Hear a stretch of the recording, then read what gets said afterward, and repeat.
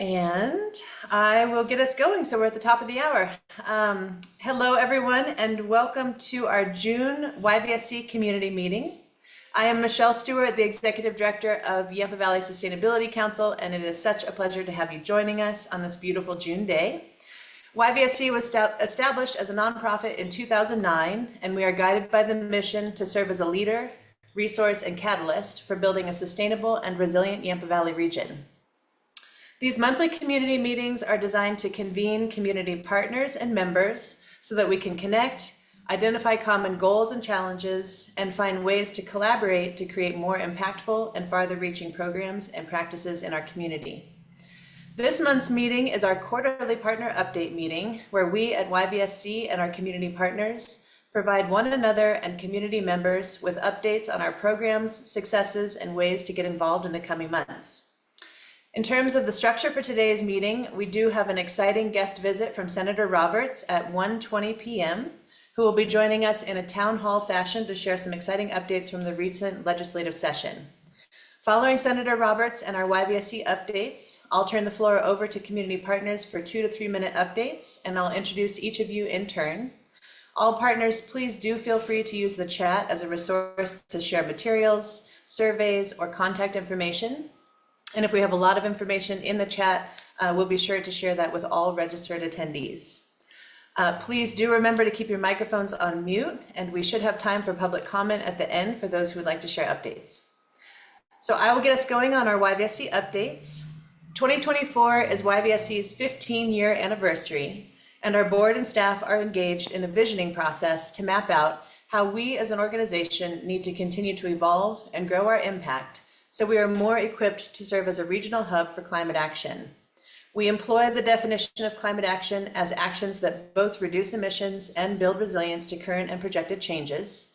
And we see our collaborations with our regional partners like you, as well as strong partnerships with the state, as essential to the region's future opportunities and assets. And we look forward to growing our internal capacity and collaborations with all of you in the years ahead. I would like to highlight some shifts in our team. As you might recall, we at YVSC were recruiting for a Director of Development position earlier this year, a growth in our capacity that was enabled by the nonprofit infrastructure grant YVSC received, which is a grant administered by the Colorado Department of Local Affairs in partnership with Yampa Valley Community Foundation. Through a competitive process, nonprofits across the state were selected to receive this one-time grant funding to help build capacity of nonprofits that serve historically marginalized communities in Colorado and which were affected by COVID-19. YVSC is grateful to be one of the 56 nonprofits awarded in Eagle, Garfield, Moffett, Rio Blanco, and Routt counties. Thank you to the Yampa Valley Community Foundation for serving as our regional hub for these impactful grants. With this funding in hand, YVSC pivoted our search for the Director of Development position and opted to hire a term-based fundraising consultant who came recommended, who's going to help develop our Major Gifts fundraising program. And we invested in shifting our own Kate Mercado into a new staff role at YVSC, where we are now proud to have her serving our organization and this region's climate initiatives as YVSC's first ever donor relations manager. Kate has been with the organization for over 5 years and brings inspiring capability and commitment to our mission, and is thus an ideal individual to step to the helm in our expanding development activities and help grow YVSC to grow our impact. Additionally, we are pleased to welcome Megan Williams to our team this summer, who joins YVSC as our part-time Natural Climate Solutions Technician position. Megan recently graduated from Fort Lewis with a bachelor's in organismal biology and brings great field research experience to her role working with Ryan to help steward and monitor our Yampa River Forest Restoration Program, our wet meadow restoration sites, and mentor youth by engaging with Rocky Mountain Youth Corps service learning crew members and Yampatika Camp participants in the educational stewardship activities. And lastly, it is with mixed emotions that I share the news that today is Madison Muxworthy's last community meeting as YVSC's Soil Moisture, Water, and Snow Program Manager. Maddie has been offered and has accepted a master's degree graduate position working with Dr. Mackenzie Skiles in her Snow Hydrology Research to Operations Lab at the University of Utah starting this fall. This is an exciting next step for her, though she will be missed at YVSC and here in the Valley.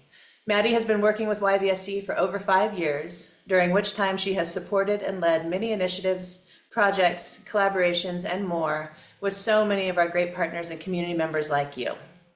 YVSC will be opening the search for a position supporting YVSC's water conservation and resilience program activities in due time.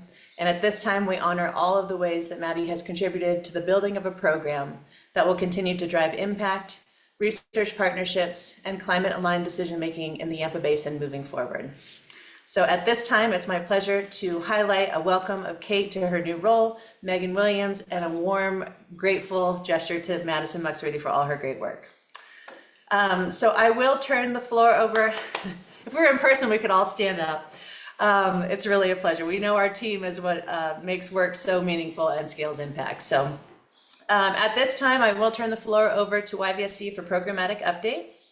And then I will just note, because we do have the pleasure of having Senator Roberts join us, I will cue him in at 1:20 p.m. He is working us in, and it's a pleasure to have him. But I'll probably pause our YVSC updates and then cue in Senator Roberts, and then we'll continue. So at this time, I'll welcome Paul Boney, our Energy and Transportation Director, to share updates. Good afternoon to everyone. Thanks for being here. We were very excited to learn that 3 Routt County projects were offered letters of intent to award geothermal grants by the Colorado Energy Office in late May. These letters of intent do not equate to finalized awards, but they are pending awards subject to final negotiations between the applicant and the state. Colorado announced $7.7 million in geothermal energy award projects, which is through the first round of funding of the new geothermal energy grant program created by statute. The 3 Routt County projects, which I'll describe in a moment, were awarded about $750,000, or roughly 10% of the state award total for this first round of funding. In comparison, Routt County represents 4% of the state's population, so our awardees definitely punched above our population weight. The projects have the potential to provide a major lift to the Routt County Climate Action Plan goals, and YVSC greatly appreciates the hard work that the respective applicant teams put into their awards process, and we again congratulate them for their successful efforts. So project awards were offered to, in random order, the Steamboat Springs Mountain Bays Geothermal District. They were awarded a grant to do a phase 2 feasibility study for a community heating district as part of the redevelopment of the Gondola Transit Center.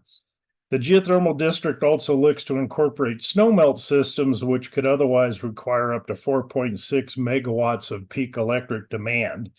The design study addresses clean energy challenges common to numerous mountain communities and showcases strong stakeholder involvement, backing, and collaborative partnerships.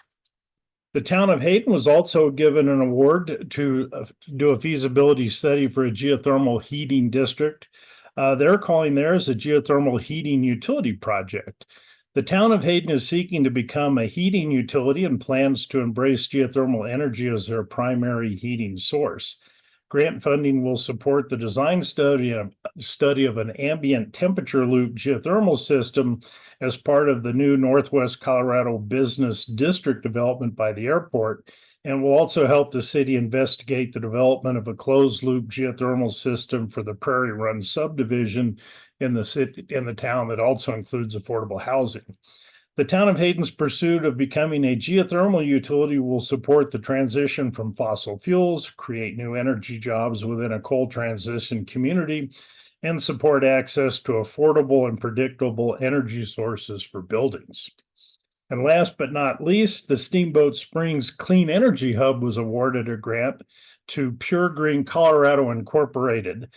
Funding will support the evaluation of a geothermal power generation system paired with green hydrogen production in an integrated system at the Steamboat Ski Resort.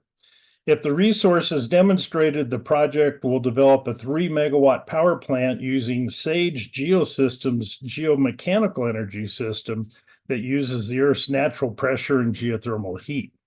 Hydrogen production will utilize New Day hydrogen technology. And the potential use of cogeneration heat to support the Gondola Square redevelopment thermal energy network will also be evaluated. This project has strong implications for various communities across the state, given its ability to provide baseload and peak electric capacity and thermal heat supply to district systems. Again, YVSC congratulates the Colorado Energy Office grant awardees, and we wish them success with their exciting projects. Great, thank you so much, Paul.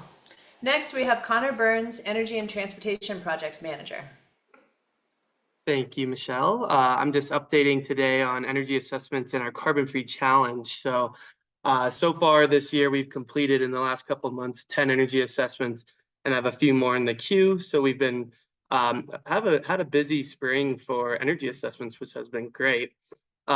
We've also been really busy with commercial energy assessments. So we've had 5 assessment requests and completed so far, which we've typically done 1 per year in the last couple of years. So 5 times the request for commercial energy assessments. Those are also deeply discounted from a USDA grant. So it's a good time to get them. And there's a lot more grants available after you get them from the USDA REAP grant. A lot of these recent energy assessments, residential energy assessments, we've been working with homeowners that have boilers. So it's been really fun to work and kind of how we pivoted heat pumps, for different systems. A lot of these boilers are going to be replacing, or heat pumps are going to be replacing gas and propane boilers. So there's really cool systems out there that work with radiant inflow. And we've been just kind of busy with air to water systems. Of course, there's a $250 YVA rebate. It comes as a bill credit. So if you do apply for either the commercial or residential energy assessment, be sure to go through YVA to get your $250 bill credit rebate. We've also been working with our local partners, Energy Smart Colorado, who facilitates the whole energy assessment program. They got a grant recently, and our goal with that grant is to get these upfront costs of $500 for the energy assessment down to $100.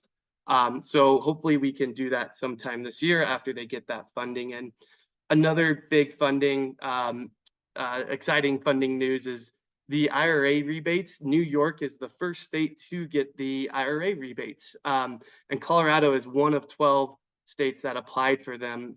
Colorado applied in March. It sounds like we should be getting those rebates anytime from the end of 2024 to early 25. And for 150% AMI or lower, it'll provide another $8,000 for heat pumps, $1,750 for heat pump water heaters, $840 for induction stoves, and $4,000 for electrical panel upgrades. So it's really exciting, and hopefully we can see that funding towards the end of the year, which will highly encourage this adoption towards electrification.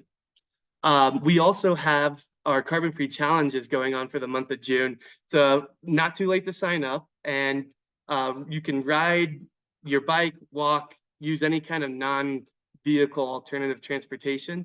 And if you record your miles, you can earn prizes. We have a lot of awesome donors this year, so it's a great way to participate. You can get a family or adult team together, participate solo, or get a business team and kind of have a friendly competition between your business coworkers. The last couple of days I've ridden to work, and man, it is just a great way to start your day. Riding next to the core trail, it really it just kind of lets you appreciate why we live in this town. And I would say the best way to start your day, you got the blood flow and you've already been outside. I mean, it just is a great way to start your day. So it's not too late to sign up, and we hope that everyone here does participate. Thanks. Great, thank you so much, Connor. Next, we have Ashley Dean, our Senior Manager of Collaborative Initiatives.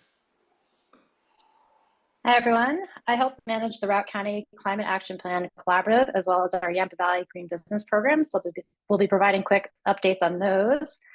I believe most of you on this call are familiar with the CAP Collaborative, with a number of you serving on the board and working groups. For those that might be unfamiliar, The CAP Collaborative was formed in 2021 to create an intergovernmental organizational structure to help facilitate regional decision-making, track implementation of the Routt County Climate Action Plan, and provide the financial resources to advance the CAP. The collaborative is composed of a board that meets monthly and consists of 9 members, including 4 community members and representatives from each of our local government partners, which include Routt County, the city of Steamboat Springs, and the towns of Hayden, Oak Creek, and Yampa. A community member seat will be opening in July, and the board is currently accepting applications for this position through this Friday, June 14th. This will be a 3-year appointment beginning August 1st. This is an exciting time to be part of the collaborative board, as we are now in the implementation phase of the CAP. The board oversees 5 working groups, including energy, transportation, waste, land use, and economy, who last year helped identify and prioritize 40 key actions to reduce carbon emissions in Routt County, and who continue to track and support recommendation progress. The board also plays a critical accountability role to make sure we are on track to meet our carbon emission goals. I encourage those who are interested to apply, or if you know qualified candidates with climate action plan interest and experience, please feel free to share this opportunity. And I will drop a link to the application in the chat. A couple quick updates on our Green Business Program. YVSC is a regional partner of the state's Colorado Green Business Network. In this role, we provide free technical assistance and support for local businesses and organizations interested in pursuing state-level environmental recognition. We are now up to 27 registered Yampa Valley businesses and organizations, and recently hosted the 3rd of 4 business leadership for climate workshops. This one was focused on funding opportunities.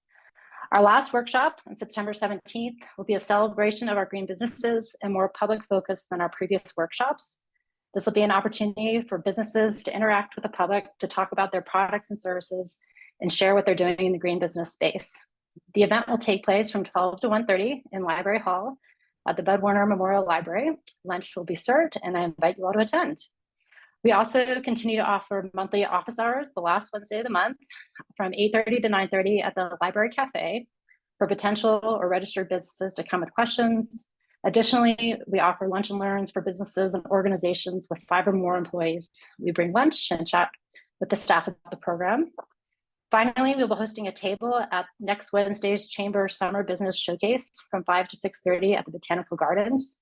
Feel free to email me with any questions, and I will drop a link to our Green Business website in the chat. Thanks. Great, thank you, Ashley. Next, we have Ryan Messenger, Natural Climate Solutions Project Manager. Thanks, Michelle. Just some updates on some of the restoration projects that we've been working on and some volunteer opportunities coming up. Our California Park Wet Meadow Restoration Project is going really well. For those of you unfamiliar with the project, we've been building restoration structures in degraded ephemeral streams and wet meadows up in California Park. The goal of this project is to create climate resiliency by storing water for longer on our landscape in these really high value wetland ecosystems. I was just there last week looking at the structures that we've put in with volunteers and youth corps over the last couple of years, and they're doing really great. They're collecting sediment and they're restoring wetland plants like they're supposed to. Some of them are ready for an expansion so that they can increase their capacity. And then we did see some cranes hanging out in one of the drainages that we were restoring, which is really cool to see. The Forest Service also put in some wildlife cameras in a few of the drainages, so I'm really excited to see what kind of critters are benefiting from our work up there. If you're interested in helping out with that project, our volunteer project will take place in early September, the weekend after Labor Day. Also coming up, starting in mid-July, we have our regen surveys that we do with the Forest Service. So we will be going out to burn scars, looking for natural regeneration of lodgepole pines and other trees, which will give the Forest Service the data needed to determine where future reforestation projects should take place. If you're interested in going on some of those surveys, you can contact Dakota Dolan. She'll be running those this year. And then lastly, of course, our riparian plantings will take place again this fall. So we have more sites picked out for reforesting the Yampa and Elk Rivers with cottonwood trees that will increase shade and decrease temperature. That includes our retree projects that take place at that time of year as well. So all of these great Climate Crew projects will be posted on the YVSC website under the Climate Crew tab shortly. And we would love to have some of you out there to come volunteer with us. So I look forward to seeing you out in the field. Great, thank you so much, Ryan. Next, we have Maddie Muxworthy, Soil Moisture, Water, and Snow Program Manager. Thanks, Michelle. As all of you know, one of the really impactful ways that we can conserve water is to make sure that our landscapes are native and low water use. And so to do this and facilitate this shift in the Yampa Valley, YVSC applied for and received funding from the Colorado Water Conservation's Board Turf Replacement Program. And we received that funding, and so we're launching that this year. We're going to give rebates of up to $2 per square foot for turf removal and replacement. And we're only able to give it to 2 projects, so it'll be a pretty competitive application process this year. We hope to reapply in the future. But this is open to Routt County residents that live outside the city of Steamboat Springs limits. And so if you're interested or know of anyone that might be interested in this opportunity, this is for homeowners, businesses, or agency properties. They can all apply. And so we are closing applications tonight. And so it's a pretty quick turnaround, but we opened applications last month. So it's been open for a little while. If you have any questions about the process or the application in general, please feel free to email me at madison@yvsc.org. And I will put the link to the application in the chat. Thanks. Great, thank you, Maddie. Next, we have Kate Mercado, Donor Relations Manager.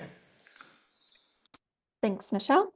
I just want to let everybody know that our annual fundraiser, Insight Art for Climate Action, is coming up on June 29th. The event celebrates the arts as a means for connecting with and communicating climate science, and over 40 local artists have submitted artworks this year based on prompts spanning land, water, energy, transportation, and waste. And on June 29th, we'll all come together to auction this artwork off, along with many other auction items during a grand evening at the beautiful Larson Barn. Guests can expect complimentary food, drinks, thoughtful conversation, as well as a dessert and whiskey tasting. The submitted artwork is currently available to be viewed by the public at the Art Depot. And if you missed the first Friday show opening, stop by this Saturday, June 15th from 11 to 3 to get a preview of what's to come at our big event on June 29th. You can purchase tickets and get a preview of the artwork and other auction items at the link I'll put in the chat. And this event also wouldn't be possible without the help of our amazing volunteers. So if you're interested in attending the event in a volunteer capacity, I'll also put a link in the chat where you can sign up to help out. Thank you. Great, thank you, Kate. And last but not least, we have Dakota Dolan, our Forest Resilience Projects Manager, who is also our Internship Program Manager. Awesome. Thanks, Michelle. And hello, everyone. It's great to see you all. And as Michelle mentioned, I'm the Forest Resilience Projects and Internship Program Manager, and I'm really excited to introduce you all to our summer cohort. This group began at the end of May, and we'll be working with YVSC until August 9th, when we'll have the closeout presentations for this group, which everyone here is welcome and encouraged to attend, and I'll put those details in the chat. For those of you unfamiliar with the program, it's a 12-week paid position for students and young professionals to gain experience working for an environmental nonprofit through an independent project. So at the start of the term, interns are paired with a staff member to collaboratively identify a project that draws upon their skills and interests while also advancing their assigned programmatic area. And interns are integrated into our team and given workshops and tools to improve their professional development skills along the way. I'm sure you've noticed our 4 wonderful interns are hanging out in one screen all together. So I'm excited to introduce you all to them. They will give a brief introduction for themselves to all of you and a little bit about what their projects are. So with that, I will pass it off to you guys. Thank you. Hi everyone, I'm Chase Portugal. I'm a senior at the University of Wisconsin studying mechanical engineering. This summer I'm working with Paul Boney on the Climate Action Collaborative Energy Working Group's recommendation 2, which is the implementation of an energy and carbon reduction program targeting high energy use existing buildings. Using local county data, I will basically just determine the best candidates for the beneficial electrification and go from there. Hi everyone, my name is Darby Martinez. I also attend the University of Wisconsin in Madison. I'm going to be a junior and I'm studying agricultural and applied economics. And this summer I'm working with Ashley Dean and the Colorado Green Business Network to create a story map for the YVSC website to kind of make it a little bit more accessible, but also include some of the businesses that we are going to interview and provide them on that site. Hi everyone, my name is Emmy Watson. I'm going to be in a junior year at Steamboat Springs High School. And at YVSC, I'm working under Abby, looking at youth engagement. I will host a volleyball tournament with various environmental activities, and I will also allow YVSC and SSHS to have contact to each other for more engagement. Hi, my name is Ruby. I'm currently in my 3rd year of the Natural Resources Conservation major at the University of British Columbia. This summer I'm working with Dakota Dolan in the forest resilience sector to do some field work like forest regeneration surveys and tree planting at the priority sites, which are Big Red Park and Silver Creek. I'll also be doing some data analysis to find associations between low regeneration rates and other variables. Yeah. Thank you. Thank you. Great, thank you all, and a warm welcome to our interns. The interns do a professional formal presentation at the end of their terms, and I really encourage you all to join for it. They are bright, living here, and they have great ideas of how we should all work together to advance climate work. So thank you all. That concludes our YVSC updates. I am seeing Senator Roberts just joined, and so his timing is perfect. So Senator Roberts, I will introduce you, and your timing is perfect. We just wrapped up our YVSC updates, and then we'll move over to partners. So thank you so much for joining us. We know you're busy. I'll just do a brief introduction, but Senator Roberts is joining us today to share outcomes from the 2024 Colorado legislative session. As many of us know, having a foundation of climate-aligned and resource conservation-aligned laws and procedures is essential to achieving system-level change. We in District 8 are fortunate to have Senator Roberts work hard at the Capitol and throughout District 8, pulling together the different contextual realities, needs, and concerns facing our district, and then developing and advocating very hard for policies, procedures, and structures that point the needle in the right direction. Since the session has ended, Senator Roberts has been focused on connecting with everyone back home. His home is here in the Yampa Valley, as many of us know, in District 8 to share outcomes and hear feedback on his legislative work. And in that spirit of connection, it is my pleasure to welcome you, Senator Roberts, to our meeting today, and I'll turn the floor over to you.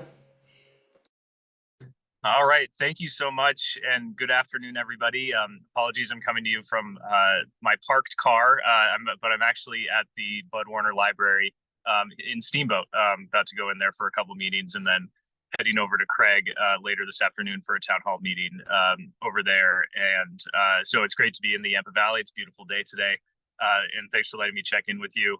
I am happy to give a really quick update on things that happened at the legislature this year. It won't do justice to everything that we did. And so if you have specific questions, always feel free to reach out. Or you can come to, we're doing a town hall meeting tomorrow in Steamboat here at the library at 5 o'clock, and we'll have a longer explanation of that, of everything that happened at the Capitol. But it was another really big and important year for environmental issues, sustainability issues, and most importantly for me, for doing more to protect and conserve our water resources.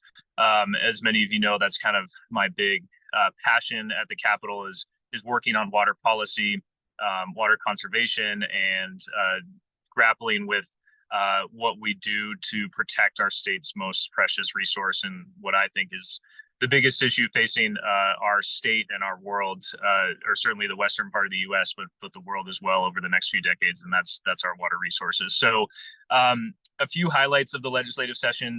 First and foremost, I was very happy to work along with Speaker McCluskey on the bill that ultimately got passed and signed into law a couple weeks ago to put in place a protections for Colorado's wetlands, rivers, and streams after the U.S. Supreme Court took away those protections last year in the Sackett versus EPA decision. That decision basically left wetland protections to the state level. And so Colorado had a responsibility to step up and put in place our own regulatory scheme to protect wetlands and from dredge and fill activities.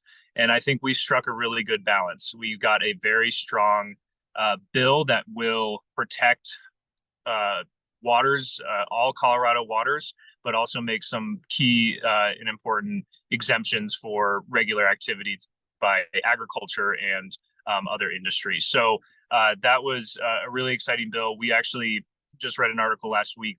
Colorado is the first state to put in place regulations and protections for wetlands after the Sackett decision. So that once again, we are proud to be leading on that front. We passed several other pieces of legislation related to water. The big one is funding for Colorado Water. We do a bill every year called the Projects Bill, where we fund water infrastructure projects, fund our Colorado Water Plan, and fund a variety of other things related to water resources. This year's bill was, while not quite as large as last year's record-setting amount, this was still a much higher amount than we've ever done in the past, over $50 million going to water projects across the state, including $20 million to help the Colorado River District secure the Shoshone water right and flow on the Colorado River. That is, the flow, or the Shoshone Power Station, is in the Glenwood Canyon, but that protecting that flow will help the western slope from the headwaters of the Colorado all the way to the state line and every tributary, including the Yampa, White, and Green rivers here in our region. So I'm very excited about that. We also, here in Steamboat a couple weeks ago, I think some of you were there, signed into law the Senate Bill 197, which implements the recommendations of the Colorado River Drought Task Force. One of the provisions of that bill is particularly important to the Yampa Valley because it will allow Tri-State and Excel to keep their water in the river as those coal plants retire over the next few years and they explore alternative green energy development in the region. We want to make sure that that water doesn't get sold elsewhere or gets diverted to out of the basin. And so this bill will allow them to keep water in the Yampa Valley, in the Yampa River, while also pursuing new energy development, which will help keep jobs in the region. So really excited about that one. On a larger front, there were several bills that got passed related to air quality. As we know, even the terrible air quality on the Front Range can creep over here to the western slope. And we've been grappling with the impacts of that for many years.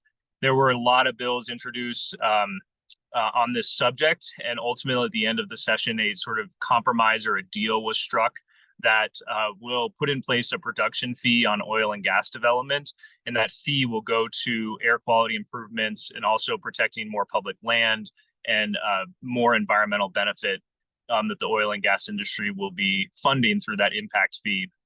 We also put in place other mechanisms in that bill that will essentially, or hopefully I should say, prevent any of these ballot wars that we've been threatened ballot wars that we've seen over the last few years. And we were seeing this year where we could have had some really consequential ballot measures on the ballot that would have allowed for more oil and gas development or more pollution, essentially, in the way that they were written, was going to be confusing for voters. But through this compromise, everybody decided to pull their ballot measures off. And so we will go forward, hopefully with a truce, if you will, and a good deal, I think, that will sure allow oil and gas to continue to be developed in Colorado, but also recognize some of the environmental impacts that has and more resources to deal with that. So as far as other things that come to mind for the Yampa Valley Sustainability Council, we're continuing to look at our transit system and our transportation systems and better funding those, knowing that more multimodal and more infrastructure for electric vehicles is very important. One exciting development that we've seen over the last few months is the real possibility of passenger rail here in the Yampa Valley, connecting Steamboat, Hayden, and Craig all the way to the Front Range through Winter Park. That is a real reality, or a very realistic possibility, by the end of the decade. And we passed some legislation this year that will help finance those efforts. Will also help to attract businesses and jobs to Hayden and Craig to help them use the rail line for freight, but also make that commuting passenger rail possibility very possible. by the end of the decade. And of course, that will take cars off of 40, which is going to be beneficial for a variety of reasons, but also make it a really realistic possibility for somebody to live in Craig and commute to Steamboat every day on the train or in Hayden and all through the valley. Also would connect down into South Route too. So really excited about the possibility there. I'll leave it at that. I'm sure I'm missing a lot. And as I said, feel free to be in touch. I don't know if you're going to take questions now or if we need to move on, but please keep me posted, and really appreciate the opportunity to visit with you all today. Great. Thank you so much, Senator Roberts. We will collect questions for you maybe in the chat if people have questions, because I know you're on a tight timeline. And then if we can join those of us on the call, we'll see you tomorrow at the town hall at the library at 5 p.m. And that's another great time to hear updates and I think ask questions. And I just want to thank you so much for your service on behalf of our region and community. You do an exceptional job and it makes such a difference. So thank you for joining us. Yeah, and thank you so much. Have a good afternoon, everybody. Yep. Great. So I will now transition this over to our partner updates, beginning first with Melina Bricker, who is the Assistant County Manager with Routt County. This is Melina's, I think, she just started her position. So Melina, welcome, and we're really excited to have you joining us.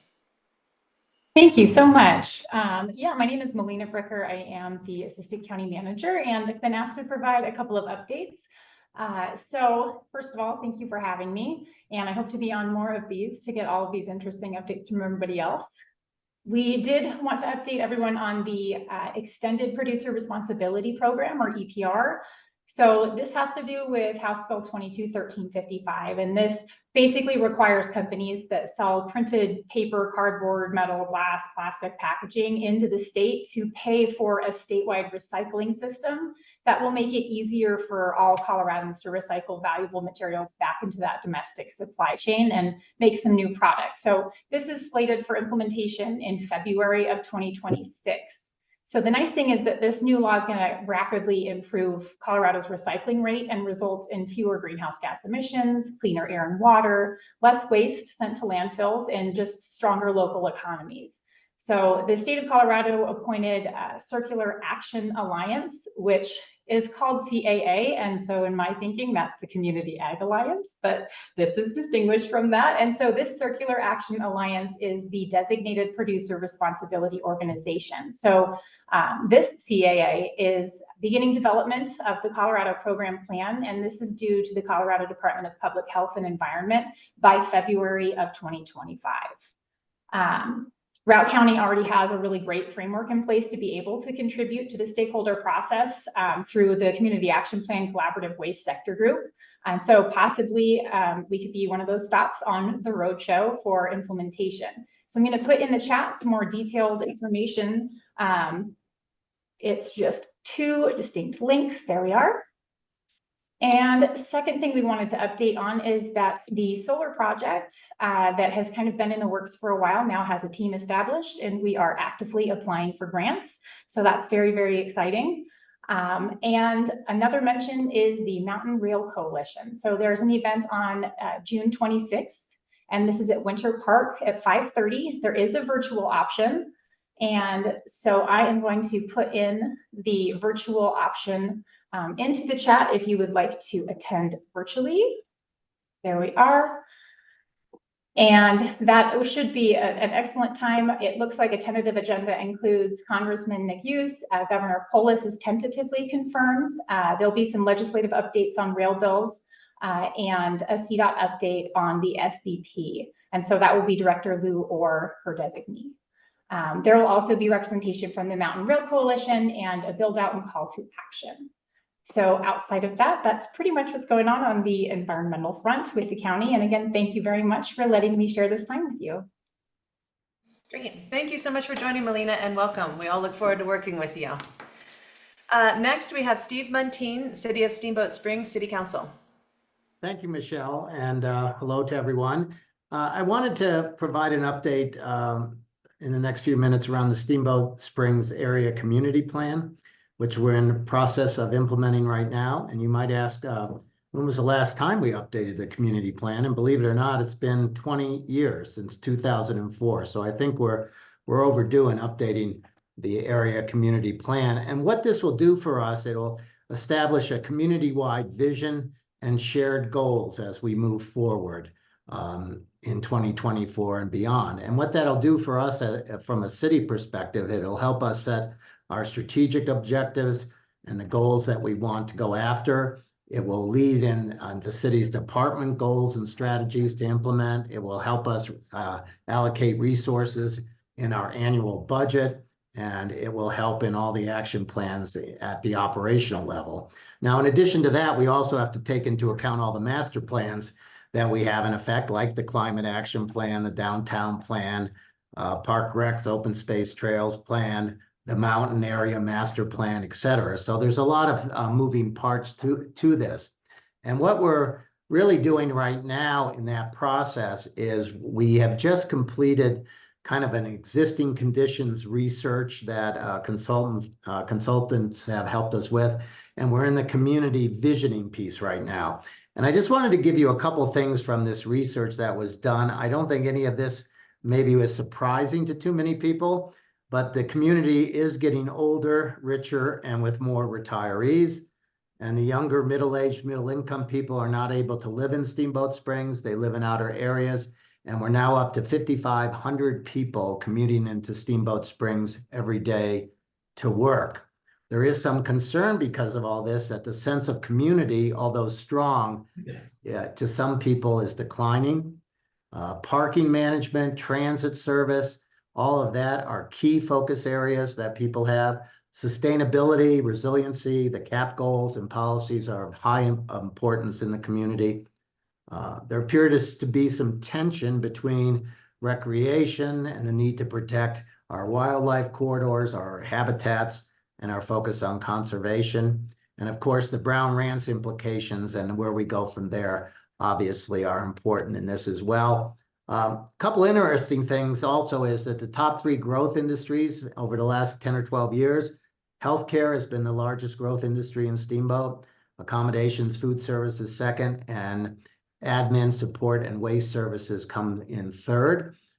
We have very low vacancy rates in industrial space, which commands very high rents as a result of that. We've had very little increase in office space over the course of the last 7 years. And we have right now 3,400 rooms is our total bed base, if you will, 30% hotels and 70% STRs. So where we go from here is right now we're working on a community plan specific survey that many of you or some of you may have received in the mail that went out randomly to a number of individuals. And we're also doing at the farmers market. We started last Saturday. Brad, who is Calvert, who's leading this effort, is there with some boards and whatnot and sharing a presentation to those who are interested. And we're also doing a survey at the farmers market. We started it last Saturday. We had over 300 responses, if you will. And of the responses, no surprise, half of them said our number one concern is affordable and sustainable housing. And then the 5 other areas, which were split up pretty much the same, were sustainability, parks, rec, and open space, transportation, economic development, and the arts and culture. So as we move forward with this, the plan is, from a timeline perspective, we will do this community work through June and July. We'll do an analysis in August and September. We'll draft a plan in October to December, and then we will finalize and adopt a plan between January and April of 2025. So that's what I have around the community area plan progress report. Great. Thank you so much for joining us, Steve, and for sharing those findings. That's very interesting. Next, I'm going to cue in Tim Sullivan, who has some comments and information about the Routt County Land Use Code process and outcomes. Thanks, Michelle. Yeah, and I also want to commend the city. The city has done a great job at convening specifically a focus group on sustainability for input to the community plan. But I did want to call everyone's attention to yesterday, the county commissioners adopted the bulk of a new unified development code, so land use code, zoning changes for the county, a really monumental piece of work. Particularly important was how well the planning staff, planning commission, and commissioners leaned on a climate action plan for guidance on some of the land use sections. So our new code as of yesterday includes very strong protections for water bodies and wetlands. As Senator Roberts mentioned, we need to be stepping in where the federal government is stepping back in some ways.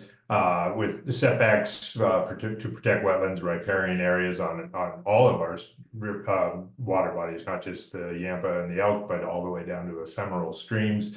Very strong provisions on water conservation and new development, including limits on amount of turf and requirements for efficiency and irrigation.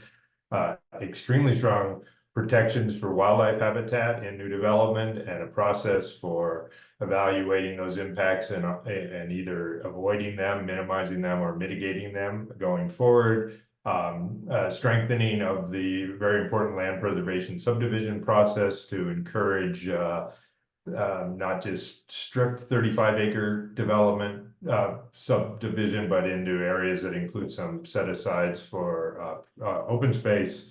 All of those are great steps forward. I really commend the county for that work and how well they reached out to the community. Emily's on this call from Friends of the Yampa, and they were relying on the people that worked on the integrated water management plan and thinking about how to go forward with this. There's still a discussion going on about limits on house sizes.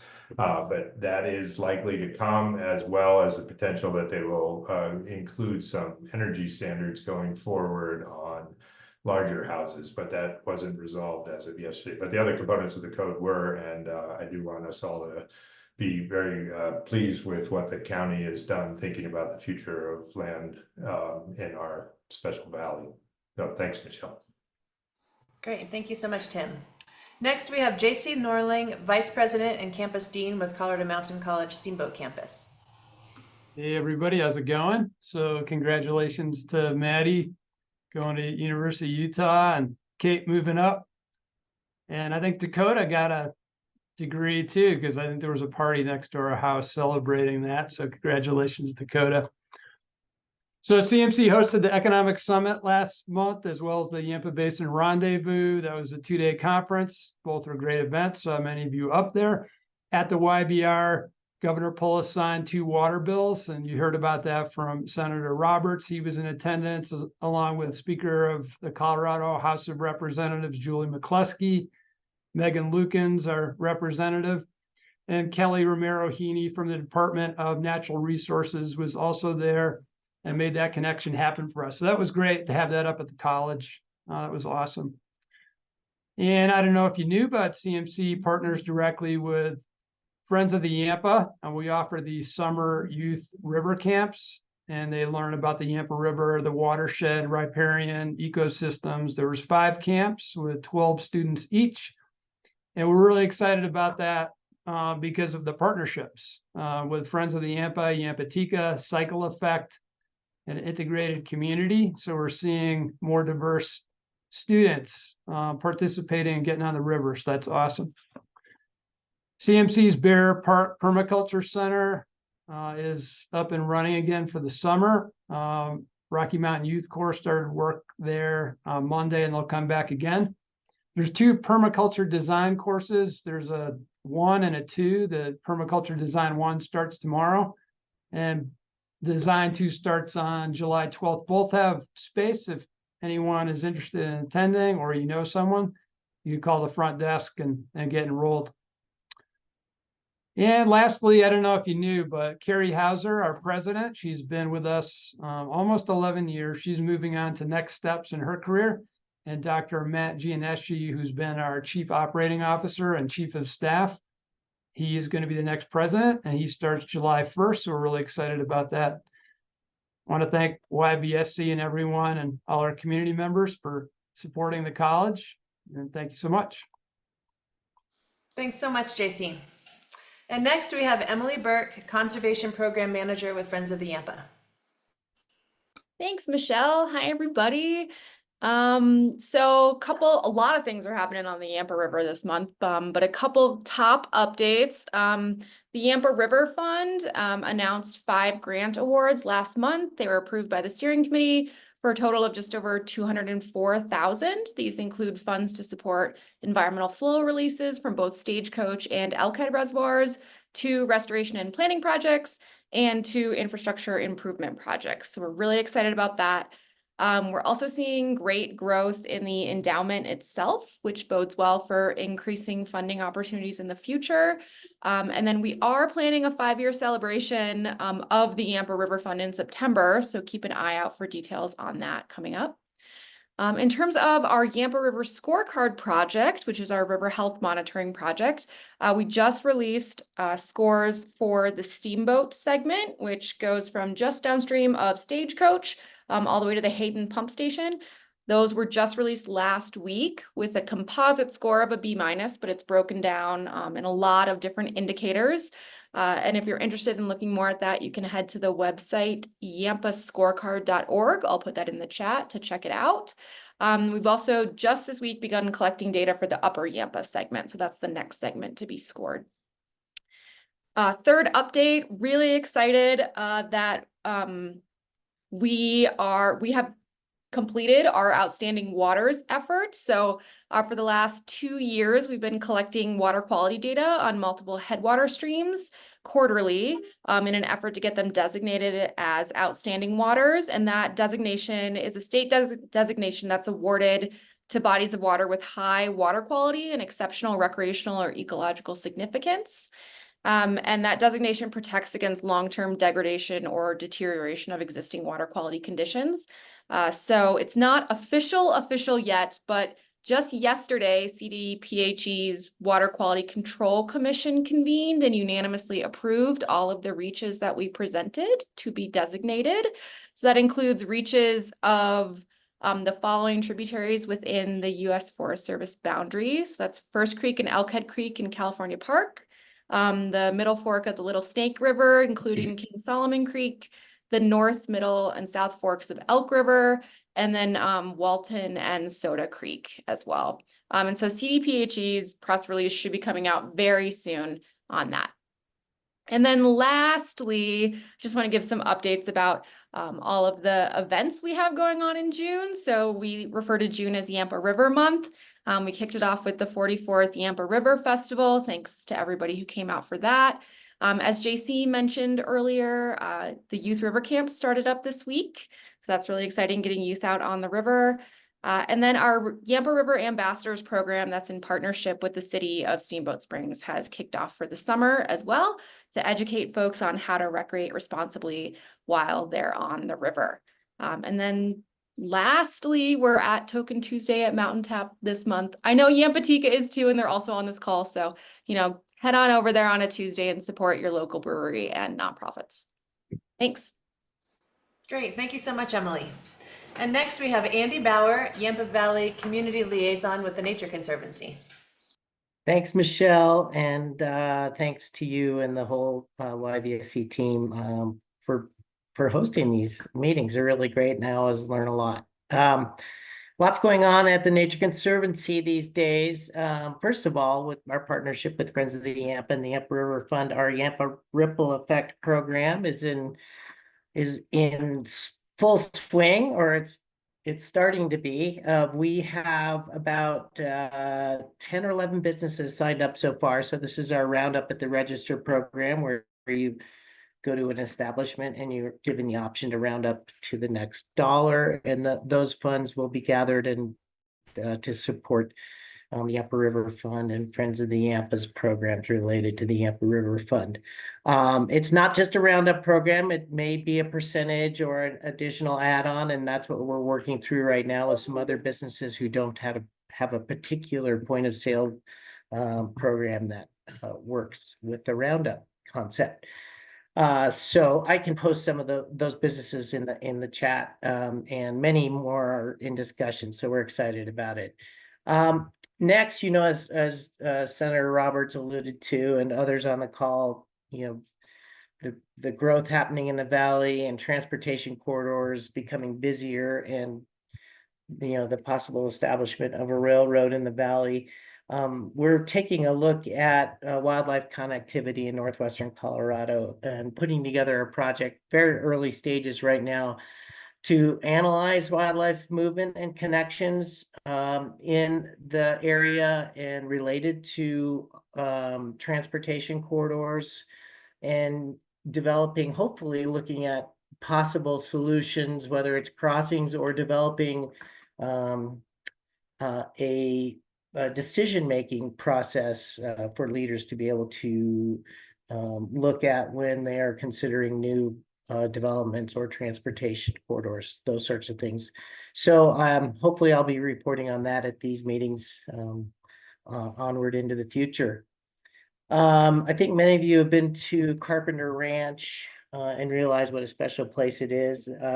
TNC is taking a holistic look at Carpenter and 2 of our other Colorado preserves to see how they can be centers for ag innovation, science, tribal and indigenous engagement, and also on-site management. So we're beginning that process as well, and we've engaged some partners already in a discussion on what they'd like to see at Carpenter, and then working with our internal teams to see how we can become more effective in using our preserves to advance those programs I spoke about.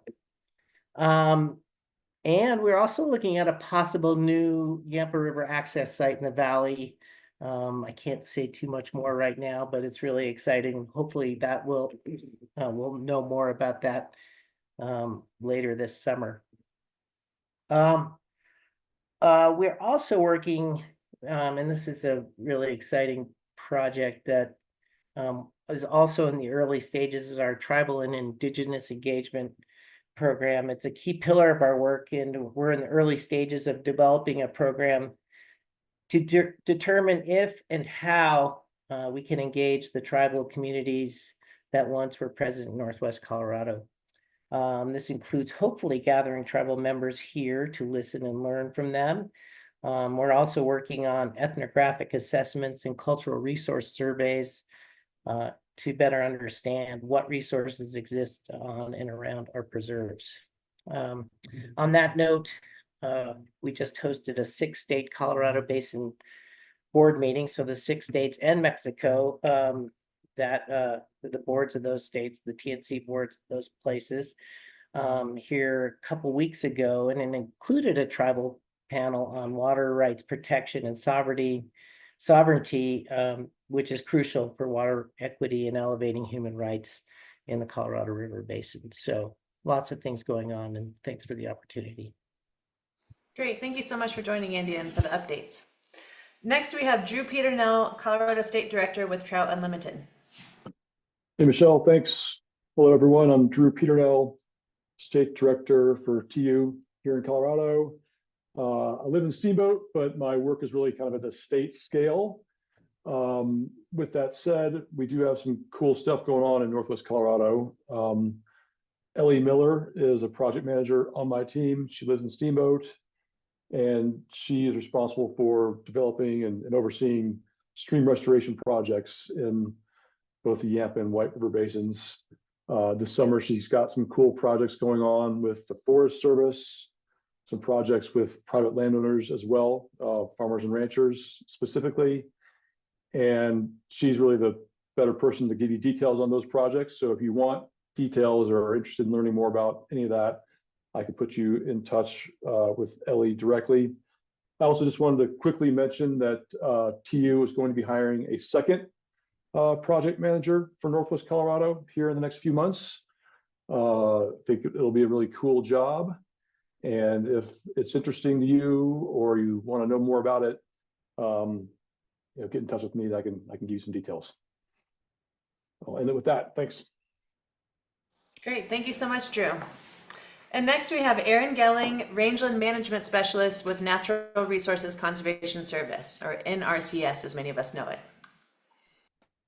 Hi, everyone. Don't really have too much updates in terms of NRCS, but I I think a lot of you, I know many of you, I started in this position in March. We also have another new hire, Ian Whidden, who I believe many of you have also met, who started in April, and we are both conservation planners with NRCS here in Steamboat.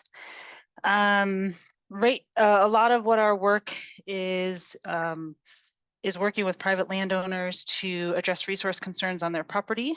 We can provide technical assistance or a cost share program. We do a lot of different programs, anything from helping with weed control to cross fencing as part of a prescribed range management plan, or prescribed grazing management plan. Water control structures like head gates and ditches, any number of different things that NRCS can help provide assistance and cost sharing with. Right now, a lot of our projects are, right now, a lot of our work is doing field visits with landowners to look at these resource concerns, come up with a conservation plan, and then the landowners would apply for funding in the fall. So, and then probably implement the practice, next year, whatever. So that's just a little bit about us. If you have any questions, I can put my email in the chat.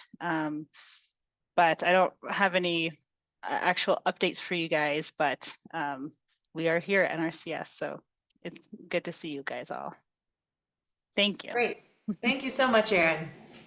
Next, we have Meg Karshner, Executive Director with Colorado Crane Conservation Coalition. Thank you, Michelle. It's wonderful to see everybody here today and to hear about all of the truly incredible work that's happening around the Valley. We have just wrapped up our school programs and our Nest camera season. So hopefully some of you got to tune into the live streaming action there. It was very eventful. If you missed it, you can check out highlight videos on our website.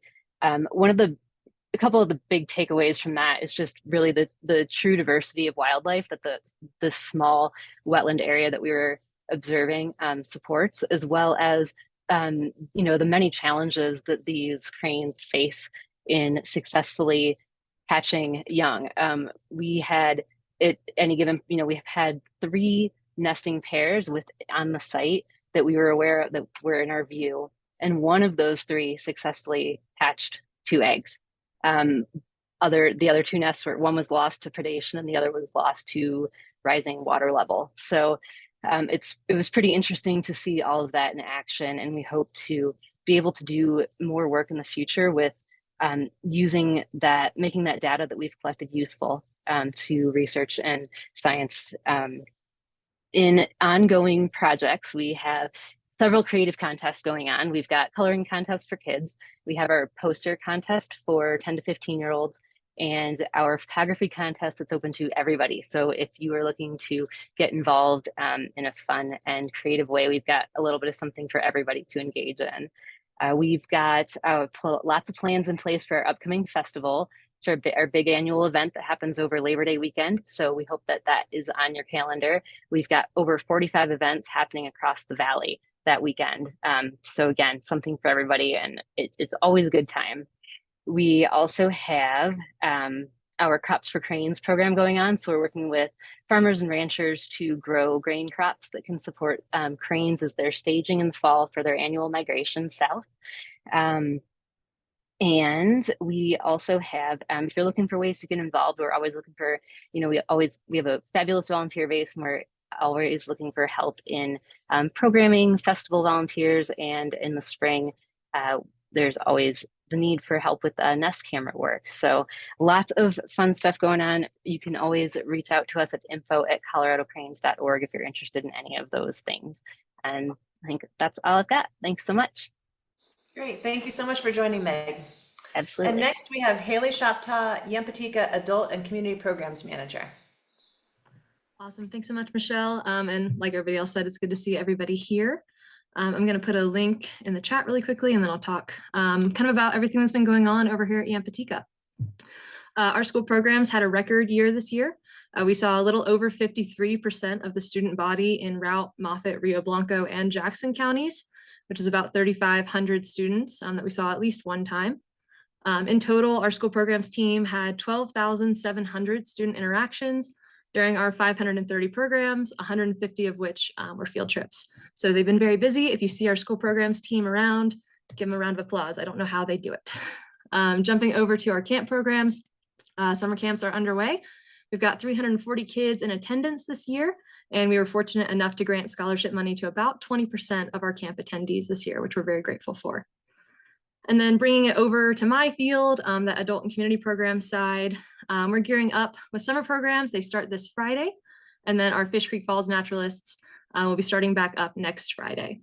We've got some great programs planned this year, and we're working to expand our programming into South Route. So keep an eye on our website or join our emailing list to see what we've got going on this season. And then some other ways to get involved. We're always looking for volunteers for our adult programs and also our booth at the farmers market. That Google Forms link that I put in the chat is the best way to get on our volunteer list. We also have our Fall Fest September 22nd at Torium Plum Plaza. We're actively recruiting booths. I've got emails going out kind of throughout the week, but if you really want to be involved, feel free to reach out to me and I'll get you on that list. And then as Emily with Friends of Yampa mentioned, we are one of the Token Tuesday beneficiaries at Mountain Tap. So go get some good drinks and support your local nonprofits. And that's it. Great. Thank you so much, Haley. And next we have Mike Byer, Program Specialist with Yampa Valley Electric Association. Good afternoon, everyone. Thank you for having YVEA today. As Connor was alluding to earlier, our Energy Hero rebate program still has funding for those energy assessments, as well as lawn equipment, battery operated lawn equipment, snow blowers, heat take timers, etc. Those are all accessible on our website. We do have quite a bit of funding still left for this year, unlike last year where we ran short. So make sure you spread the word and utilize those. That will encourage our board to continue to contribute more money to those. Our annual meeting is June 25th. That will be at the Craig office. 2 o'clock free food, and then 3 o'clock registration opens, 3:30 the meeting begins. There were 3 board seats that were uncontested, so there will be no voting, and those 3 board members will retain their positions. Our spring Operation Roundup funding cycle is just completed. The ORU board awarded 12 awards of approximately $40,000. The next round of applications are due by October 15th. And I would encourage everyone to have a look at your YVA bill and see if you indeed are contributing to the Operation Roundup funding. It rounds up to that next dollar on your bill, and it works out to be about $6 a year. And as you can see, right now we've been giving about $40,000 every 6 months, but there's a lot more members out there that are not participating. I think that number could easily double. So if that's something that interests you, spread the word, look at your bill. It's very simple to join. You can call the office or you can go into Smart Hub and just sign up. Next Ride and Drive event is Sunday, September 22nd. It's a little bit earlier than previous years, so note that, September 22nd. On March 19th, YVEA posted a notice requesting proposals for all resources capable of supplying up to 90,000 megawatt hours per year. Just letting you know today that RFP, the notice of intent deadline is approaching. That is June 17th. So if you know of anyone that is thinking of submitting that, just let them know June 17th is that first deadline. Then finally, a simple quick update on the new YVEA CEO. The board of directors have narrowed the candidates down to a handful at this point, and they are currently conducting interviews. So that process is moving right along, and hopefully at the next update, we'll have some more details on that. So thank you again for including us, and hope everybody has a great afternoon. Thanks so much, Mike. And last but not least, we have Ben Cavara, who is the Sustainability Coordinator with Steamboat Ski Corps and Resort. Ben, if you'd like to just say hello. I know you didn't know if you were going to make it, so I'll see if you're there. And then we will open it up for public comment. So Ben. Hi, everybody. Can you hear me? Yep. Wonderful. Well, yes, apologies, everybody. One of my buddies from college was doing his PhD dissertation, and I was just able to join, so apologies. Here at the resort, we've got a number of different sustainability projects ongoing. We're currently, we just received 4,100 trees from the U.S. Forest Service that we were trying to get onto the mountain, in addition to working with the YVEA on some renewable energy projects. So it's really great to see everybody. Apologies for not having a prepared update, but it's great to see everyone and look forward to being part of these meetings into the future. Great, Ben, and welcome. And I know your team at Ski Corps is excited to have you. So thanks for joining. Nice to meet you. Nice to meet you. So we can shift it over to public comment if anyone has public comment. Otherwise, we will end our meeting early. And I just want to say it is such a pleasure to see you all and have this opportunity to hear all of the great updates and work underway. So keep up your awesome work. So I'll hold space for public comment if there is any.